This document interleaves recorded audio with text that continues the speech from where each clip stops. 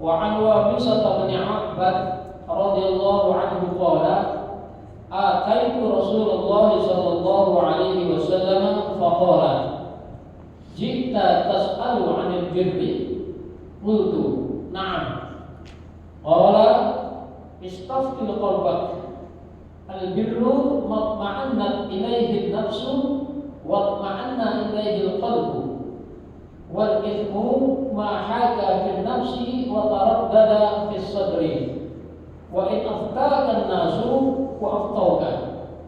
Hadisun hasan rawainahu fi musnad al-imamaini Ahmad bin Hanbal wa Darimi bi isnadin hasan.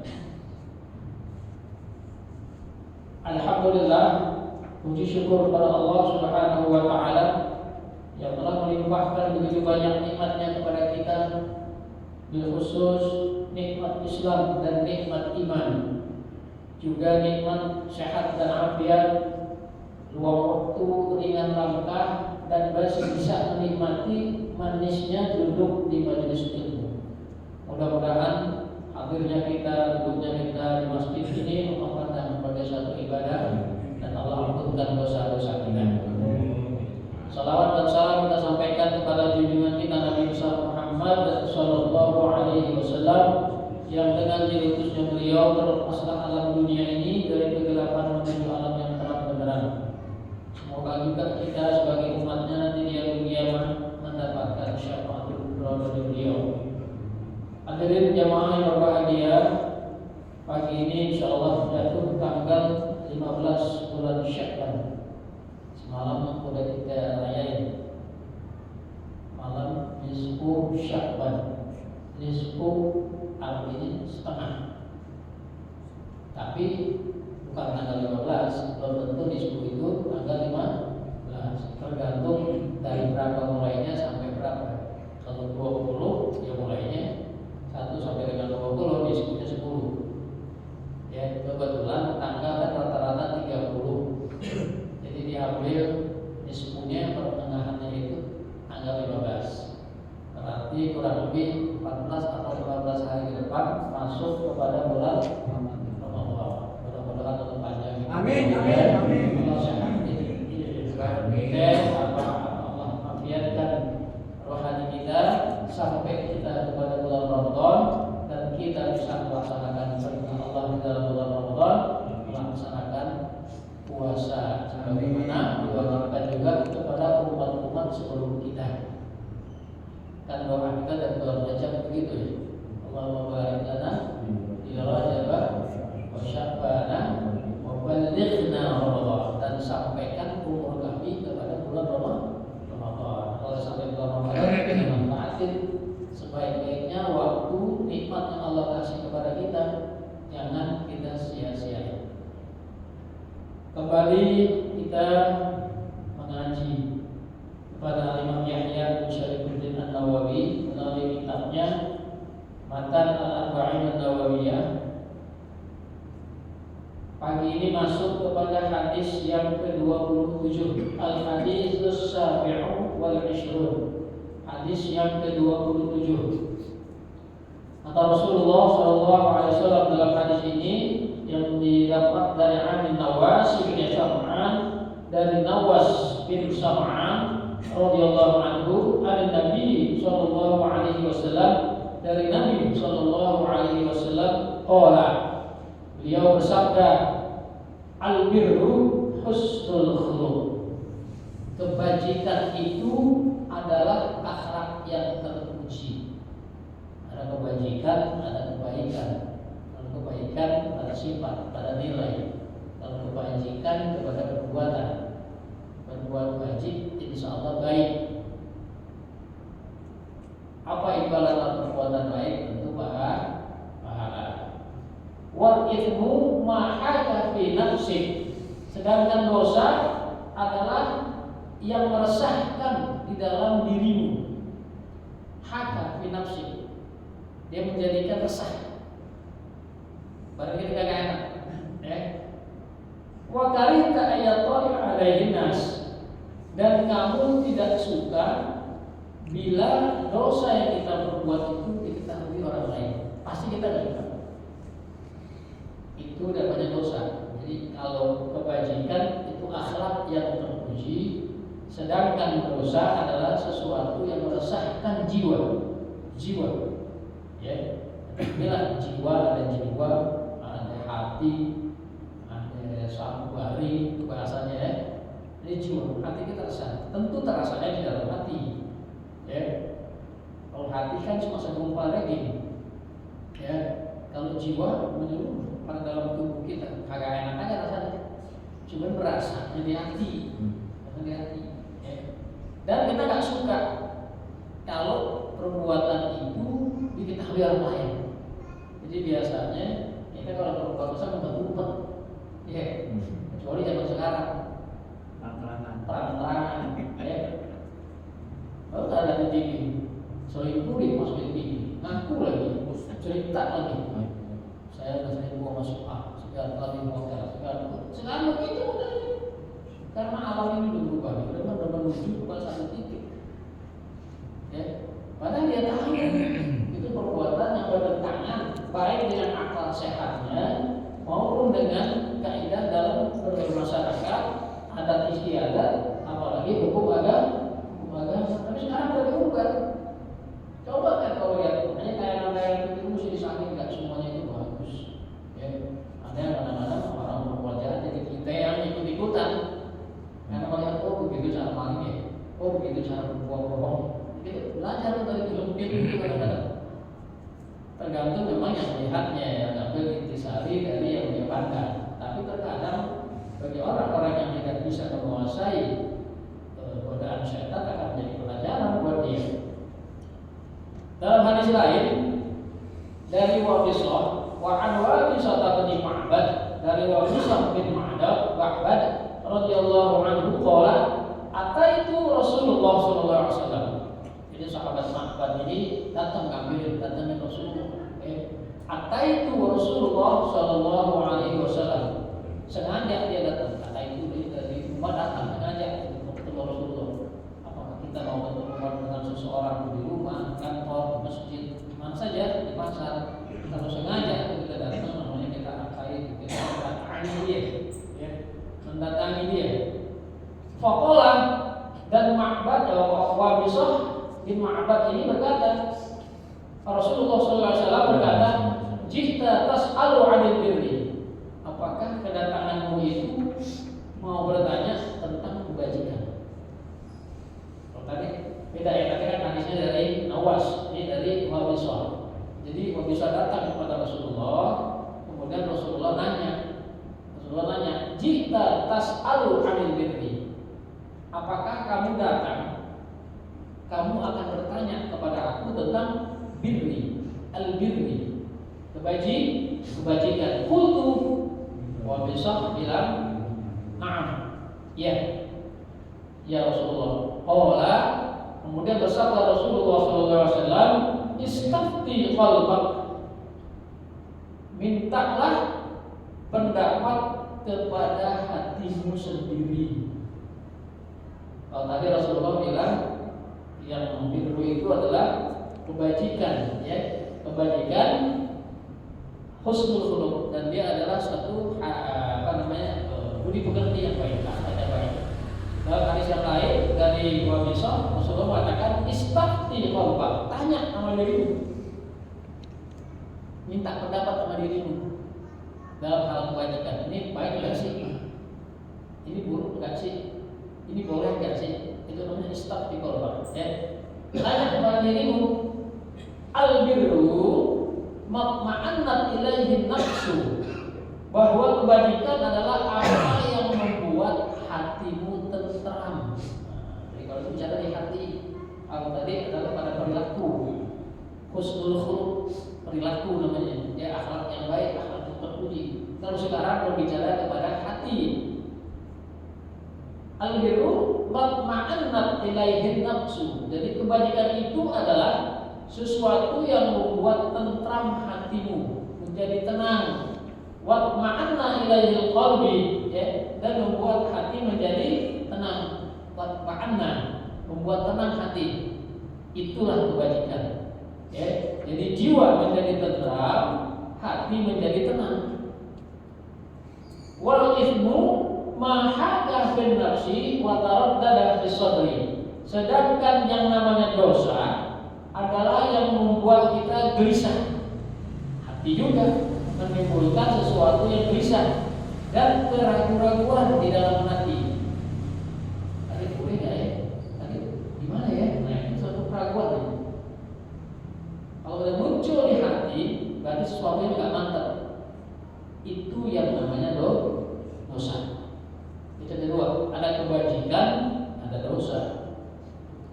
Kalau kebajikan dalam hadis yang kedua ini menyatakan hati jiwa menjadi tentram dan hati menjadi tenang.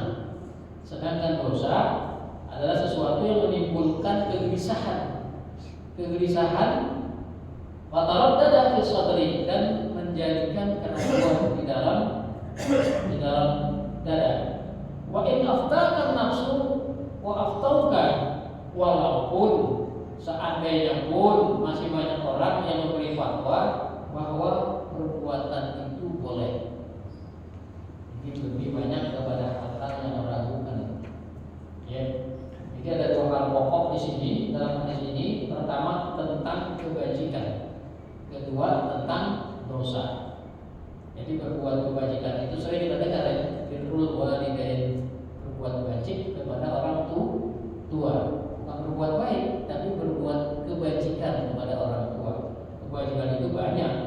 Namanya kebajikan, ya, memberi makan orang tua, melihat tanda-tanda orang tua kalau yang jauh, ya, menemani orang tua, itu namanya kebajikan. Juga mengajak bicara orang tua, itu namanya birrul walidain. Bagaimana dengan teman-teman kita? Ya sama, datangin mereka, ajak bicara baik-baik, itu namanya juga kebajikan. Jadi kata Allah di dalam Al-Quran tadi, bukanlah kebajikan itu yang memancarkan wajah kita itu kepada kiblat yang di masyriq dan yang maghrib. Jadi memandang ke depan atau ke belakang, timur atau ke barat. Tetapi kebajikan itu kata Allah yang percaya, man amana billah, yang percaya kepada Allah, wal yaumil akhir, dan juga kepada hari akhir, dan wal malaikati, kepada para malaikat, wal kitabi wan nabiyyin, dan kepada kitab-kitab yang sudah Allah turunkan, juga kepada para nabi-nabi. Itu Allah, ya. Jadi kebajikan itu sesuatu yang perlu kita lakukan, yang baik kita lakukan dan wajib kita lakukan. Supaya apa? Supaya hidup kita ini tenang. Karena kalau kita punya akhlak bagus, perkataan kita baik, kita berteman juga dengan baik, itu termasuk yang namanya kebajikan. Tentu menjadikan hati kita tenang, jiwa kita tenang. Jangan sampai kita berbuat dosa, baik itu kepada teman, kepada sahabat, kepada tetangga, apalagi kepada orang tua. Jadi Islam begitu ajarannya, supaya mengajarkan kebajikan. Nah, kita sebagai umatnya, sebagai pemeluk agama yang sudah kita anut ini sejak kita lahir, jaga, ya, jangan sampai dia kecolongan, kemasukan ajaran-ajaran yang kita dapat bukan dari guru kita. Karena sekarang udah terbuka banget nih, ya, informasi apapun, ya. Sekarang Masya Allah, alhamdulillah juga kalau kita ambil hal-hal yang buruk itu semua kita kenal lah, yang orang bilang buka Google, tanya apa di situ, Insya Allah ada tuh. Jangan juga diyakinin di situ, tanya lagi sama guru kita kadang-kadang, karena yang namanya apalagi YouTube, ya, bukan nggak boleh sebagai perbendaharaan, ya, perbendaharaan itu boleh aja, tapi tanya lagi kalau bersangkutan dengan hukum agama, berhukumnya tanya kepada guru. Jangan sampai kita dipengaruhi oleh pendapat-pendapat orang meskipun dia seorang kiai besar. Karena yang di YouTube kadang-kadang suka diedit. Itu masalahnya, kita nggak tahu. Waktu penyampaian sudah betul. Waktu penyampaian guru nggak salah. Waktu penyampaian, tapi sampai di YouTube bisa dipotong-potong itu. Itu yang khawatir kita. Jadi jangan terlalu bentar-bentar, ya. Tapi perlu kita saring. Jadi dari hadis ini, ya, Rasulullah SAW sudah menjelaskan ada dua hal seperti ini berlawanan ya. Yang satu berkata tentang akhlak, kepada perbuatan menurut akhlak terkait dengan amal kita, perbuatan badan kita, juga perbuatan lisan kita. Yang lebih banyak kepada arkan dan qalb. Ya, sedangkan dari hadis yang diriwayatkan oleh sahabat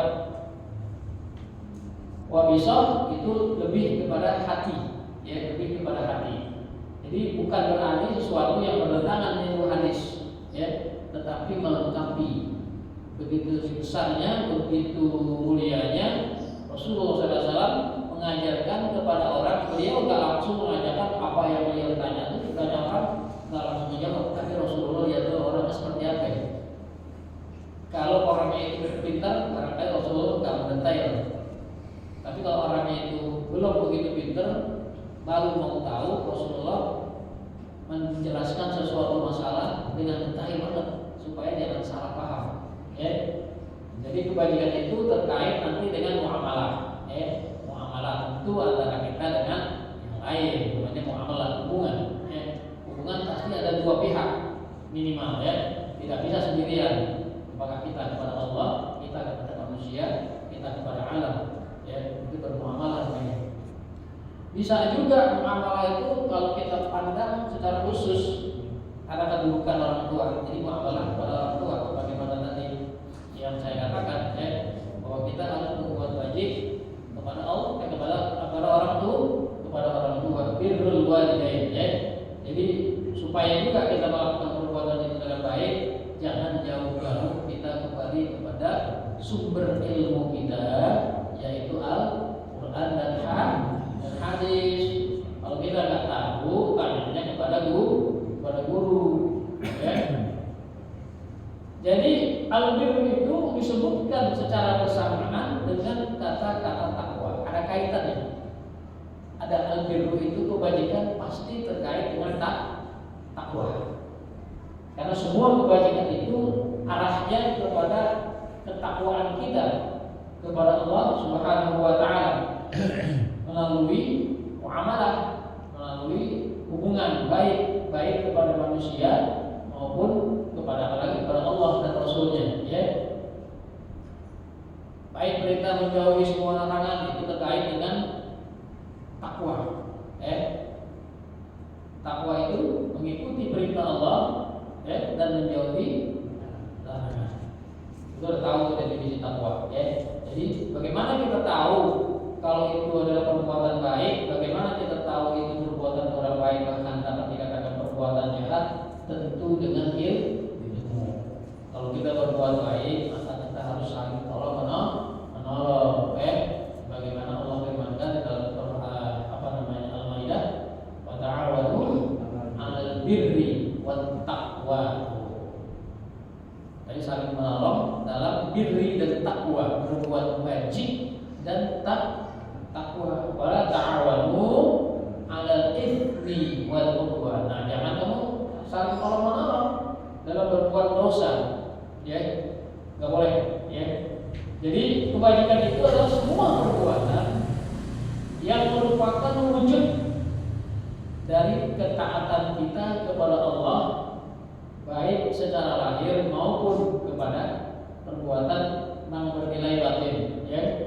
Jadi kita sudah jelas dari ayat yang tadi saya bacakan juga di awal mukadimah ini bahwa kebajikan itu meliputi juga ketaatan kepada Allah, kepada Rasulullah, kepada malaikat, kepada kita, kepada hari akhir, ya.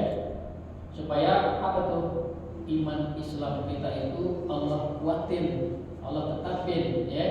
Kemudian apalagi yang bisa kita ambil hikmahnya dari hadis ini, bahwa kebenaran itu bisa dilihat dari fitrahnya manusia. Karena manusia itu dilahirkan secara fitrah. Dia enggak melihat siapa orang tuanya, dia enggak melihat bagaimana prosesnya, dia tidak melihat apa agamanya. Bahwa setiap yang dilahirkan itu fitrah. Kullu mauludin yuladu 'alal fitrah. Suka kita dengar ya anak haram jadah. Anak nggak bisa haram jadah. Kalau hadis Nabi bilang itu kullu mauludin yuladu alal fitrah. Orang yang dilahirkan itu dalam keadaan fitrah suci. Yang haram jadah barangkali bapaknya, perbuatannya. Anak nggak ngerti, jadi Allah yang jadi itu. Bukan anak haram jadah, bapaknya haram jadah, mamanya gitu. Yang berbuat baik, anak tidak bisa ayo nggak ngerti bapak. Emang dia minta bapaknya juga dijadikan? Nggak ada. Dan Nabi mengatakan kullu mauludin yuladu alal fitrah. Setiap yang baik yang dilahirkan itu fitrah, suci. Tetap anggap dia sebagai hamba Allah, sebagai umat Nabi Muhammad SAW. Yang kita lihat itu perbuatan, yang kita jawab itu perbuatan kedua orang tuanya. Dan supaya kita juga banyak-banyak berzikir banyak-banyak berzikir pada Allah supaya kita terhindar dari perbuatan dosa. Barangkali itu yang dapat saya sampaikan di pagi ini. Mudah-mudahan bisa dimengerti, bisa dipahami dalam rangka kita melaksanakan satu perbuatan menjadikan diri kita menjadi orang yang baik, kembali bersandar kepada Al-Quran, Al-Hadis. Kalau kita di hukum Islam depan ada ijma, ada karena ada hadis yang memang dalam kehidupan Rasulullah tidak pernah terjadi, tapi terjadinya di dalam saat-saat sekarang ini. Sebagai contoh, waktu belajar ngaji itu tidak ada hadis kodok, kodok boleh nggak? Kan tidak ada orang-orang dalam mana kodok. Islam sampai di Cina, kemudian bermasalah. Boleh nggak orang Cina makan kodok? Karena bermasuk Islam, maka diambil kias. Diambil hadis yang kias, karena yang jelas-jelas tidak ada. Jadi nggak cuma hadis itu tapak kita itu nggak cuma Al-Quran dan hadis, tapi menurut kita Ahlussunnah wal Jamaah ada 4. Ada kias, juga termasuk ada ijma ulama, karena al-ulama warasatul anbiya. Rasulullah tidak pernah bersabda bahwa antum itu a'lamu di dunia. Kalian itu lebih tahu tentang urusan kalian.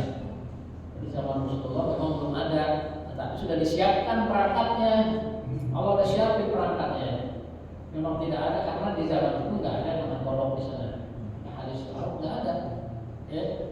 Yang ada untuk menentukan itu kepada hadis tentang hidupnya, haramnya makan hewan yang hidup di luar alam, di darat dan di air ada hadis di situ.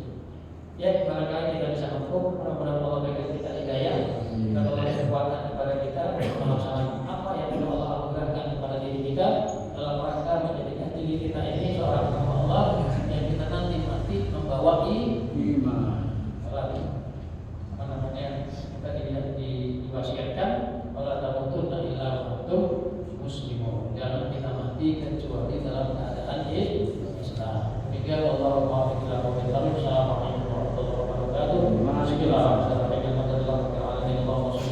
warahmatullahi wabarakatuh. Allahumma hdina bihuda waj'alna mimman yusari'u bi ridha wa la tuwallina waliyan siwa wa la taj'alna mimman khalafa amraka wa asa. Hasbunallahu wa ni'mal wakil, ni'mal maula wa ni'mal nasir, wa la haula wa la quwwata illa billahil aliyyil azim.